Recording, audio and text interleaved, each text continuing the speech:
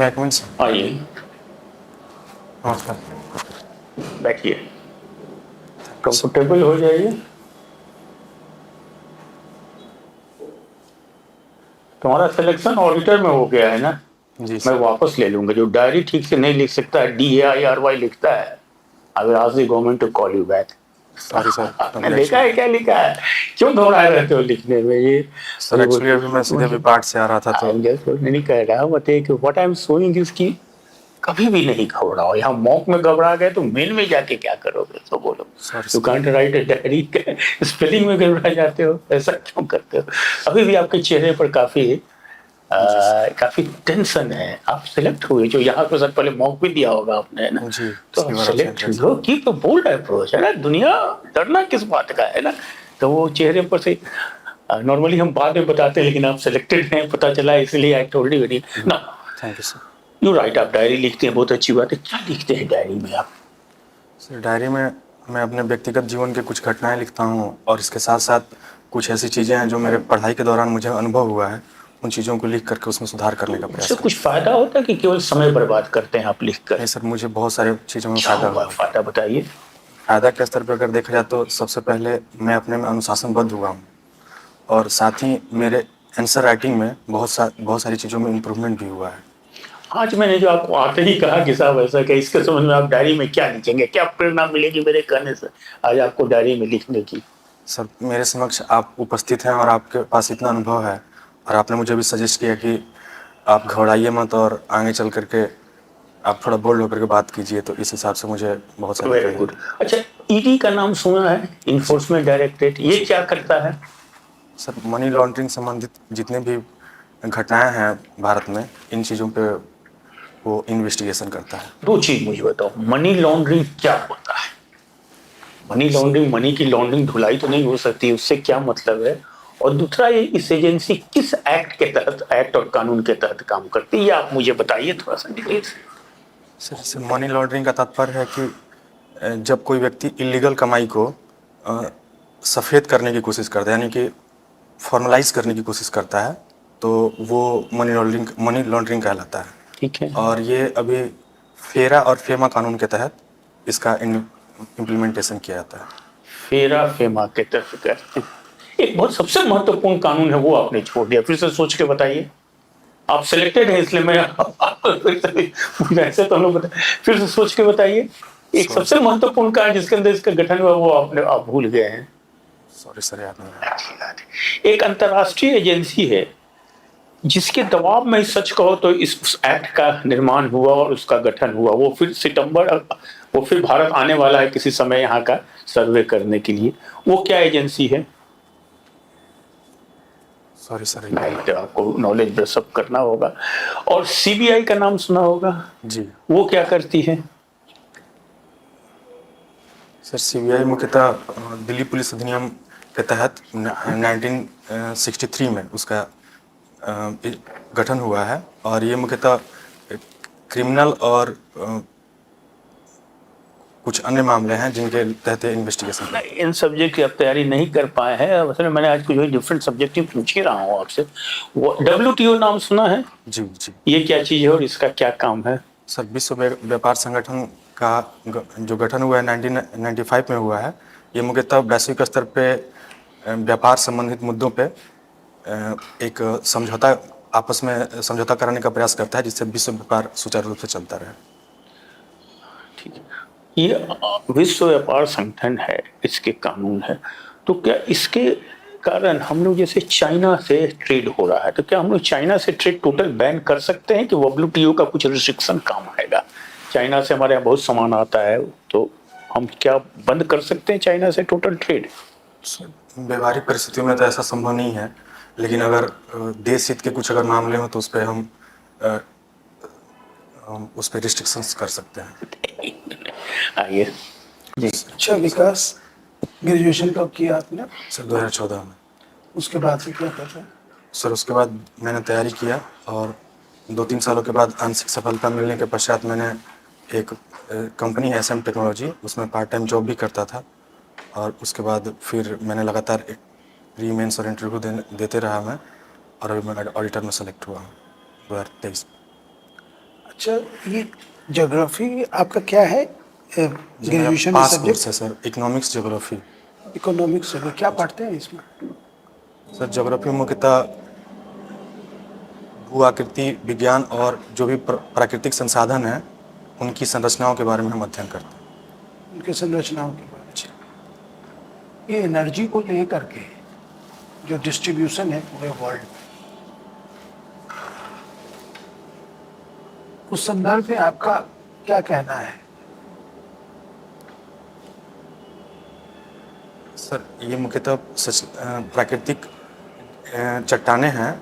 उन चट्टानों के आधार पे यहाँ पे डिस्ट्रीब्यूशन हुआ है वैश्विक स्तर पे, और जिसमें कि विभिन्न प्रकार की चट्टानें जैसे विभिन्न प्रकार के जो सॉरी सर मैं रिकॉर्ड नहीं कर पा रहा। अच्छा, मुझे अब ये बताइए कि रीजनल ऑर्गेनाइजेशन आप जानते हैं, जैसे सार्क है या आसियान, तो यहाँ पे अगर आप व्यापार करते हैं तो फायदा आपको क्या होता है? बाइलेटरल में आपको दिक्कत ये है कि आपके पास विकल्प नहीं, एक ही विकल्प है, दूसरा विकल्प आपका समाप्त हो जाता है। अगर आप ट्रेड कर लेते हैं, जैसे ये पेन अगर मंगवाना है तो इसी पेन को आप मंगवाएं, दूसरे किसी के साथ आप करेंगे। और जो ब्लॉक लेवल पे आप ट्रेड अगर करते हैं तो उस ब्लॉक को बेनिफिट मिलता है। लेकिन WTO पे आ जाने के बाद जो टैरिफ है वो सबके लिए समान कर दिया है कि जितने भी कंट्री उसके मेंबर्स हैं, है ना? तो अब बोला ये जाता है कि ये जो ब्लॉक्स है वो ब्लॉक्स WTO ऐसे मल्टीलेटरल ऑर्गेनाइजेशन के अगेंस्ट में, आपका क्या कहना है इसमें से? सर मेरा मानना है कि ब्लॉक्स के माध्यम से हम बहुत सारे देशों के साथ ट्रेड आसानी से कर पाते हैं। वहाँ भी आप करेंगे बहुत सारे देशों के साथ, पूरा विश्व ही उसके साथ जुड़ा हुआ है लगभग, तो वहाँ भी आप करेंगे। यहाँ पर तो मुश्किल से 10-20 कंट्री है एक साथ, जी, वहाँ पर तो सैकड़ों है। इनमें सर फायदा ये होता है कि इनके साथ हम अपना प्रायोरिटी डिसाइड करते हैं। जैसे बहुत सारे गुड्स, किन किन गुड्स के साथ हम अपना ट्रेड करेंगे, रूल ऑफ ओरिजिन, इन सब के मामले हम बायलैटरल तरीके से आपस में सॉल्व करने का प्रयास करते हैं। प्रश्न नहीं समझ में आया सॉरी सर नहीं समझ। कि प्रश्न छोड़ दिया जाए? सर एक बार समझाने का प्रयास करें। ब्लॉक्स जो मल्टीलेटरल ऑर्गेनाइजेशन है WTO, उसके अगेंस्ट में। जी हाँ सर, WTO पे हमेशा आरोप लगता है कि ये विकसित देशों का ज़्यादा फेवर करता है और पश्चिमी देशों के आधारित उसमें संरचनाएं ज़्यादा फेवर्ड हैं।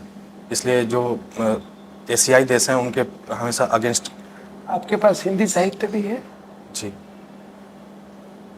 तो हिंदी साहित्य में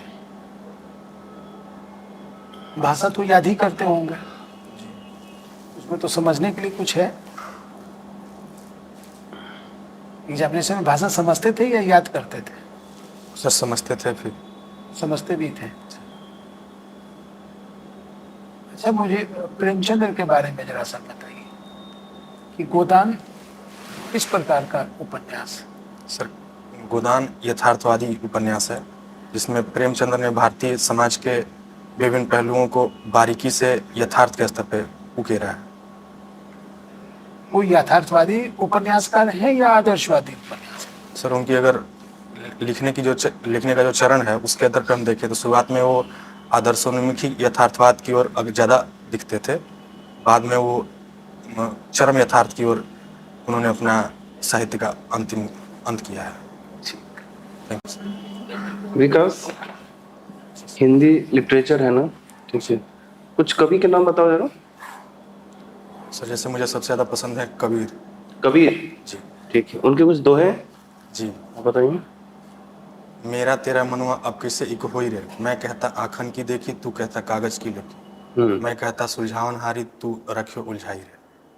क्या है इसका भावार्थ? मतलब जब आप किसी चीज़ को देखें परखें तभी किसी डिसीजन पहुंचे। ठीक है, बीपाट का फुल फॉर्म क्या है? Bihar institute of administration and rural development. कहाँ पर है ये? जी गया में। इसमें आपको और क्या इसका से एक ब्रांच पटना में भी है। क्या सिखाया गया बीपाड में दैनिक जीवन के लिए? सर अभी वहाँ पे मुख्यतः हमारी तीन चार चीज़ों पे फोकस्ड है, जैसे कि लीडरशिप पे और पंचायत में क्या क्या अभी अंग हैं, और साथ में वहाँ पे किस प्रकार से पंचायतों में हम अपने इंस्टीट्यूशंस को अभी इस्टेब्लिश करेंगे, और साथ में कैसे कैसे ऑडिटिंग करेंगे, इन सब मुद्दों पे भी सिखाया गया। आपका दैनिक जीवन जो है उसकी शुरुआत किससे होती है बीपाड में? सर सुबह सुबह पीटी से होती है, कितने बजे? 5:30 से। 5:30 पे। अगर आप नहीं उठ पाए तो शौक हो जाता है सर, क्या हो जाता है? शौक हो जाता है। सो कोच, ठीक है। कभी हुआ ऐसा? नहीं सर, अभी तक तो नहीं। अभी तक तो नहीं हुआ है, ठीक है। ज्योग्राफी में बताओ L1 पॉइंट क्या है? Languages L1 point. Sir L1 point का मतलब जहाँ से सूर्य का जो गुरुत्वाकर्षण बल है वहाँ पे मिनिमम होता है शून्य के बराबर। ठीक है। और पृथ्वी का? सॉरी सर, पृथ्वी पृथ्वी का नहीं पता है, ठीक है। आदित्य L1 मिशन के बारे में पता है? जी। क्या है ये? सर ये सूर्य से संबंधित अनुसंधान के लिए भी इसरो द्वारा इसे प्रक्षेपित किया गया है। तो ये L1 पॉइंट पे ही शायद इसको भी किया गया है ना, जी। ठीक है। जीएसटी जानते हो? इकोनॉमी तो जी, बड़े जी, हो गए। जी, जी। जीएसटी हम लोग फिल करते हैं कितने मंथ पे? Sorry sir. नहीं पता, ठीक है। तो जीएसटी के अंतर्गत कुछ पार्ट्स, कुछ प्रोडक्ट को बाहर रखे गए हैं। कोई दो के नाम बताओ। जैसे सर नमक हुआ, और नमक, ठीक है। और जैसे खुला जो भी सामान है जो बिकता है मार्केट में, उसे भी उसको भी रखा गया है।